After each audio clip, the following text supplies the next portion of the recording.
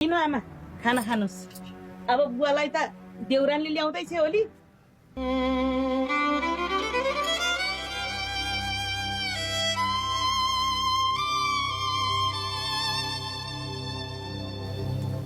बुढा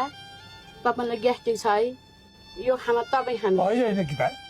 यो खाना तिमी खाऊ मेरो खाना आएपछि म खाउँला बरु म भोकै मर्छु तपाईलाई हेराएर म यो खाना खान सक्दिनँ किन रुनु भएको खानुस् न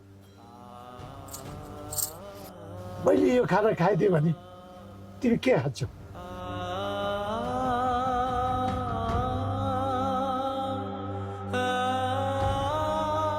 मैले सोचेको पनि थिइनँ छोरा बुहारीले यस्तो गर्लान् भनेर बा कि चौचौरी जान्छ यही खानुस् पानी यही छँदैछ क्या अरे खाना पकाउने भएन मैले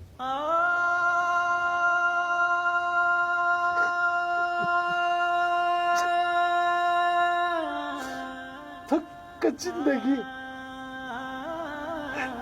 छोराहरूलाई श्रीमती भए पुग्दो रहेछ बाबु अब मरोस् बाँचोस् कुनै मतलब छैन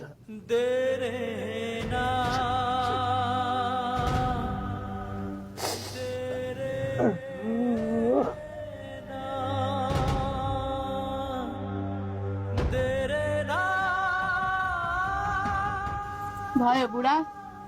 छोडिदिनुहोस् नरुनुहोस् खाना खानुहोस्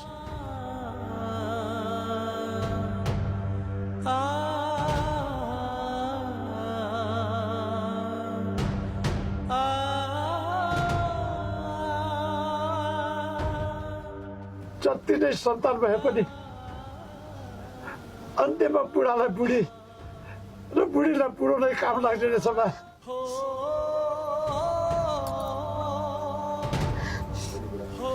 हो नि बुढा हो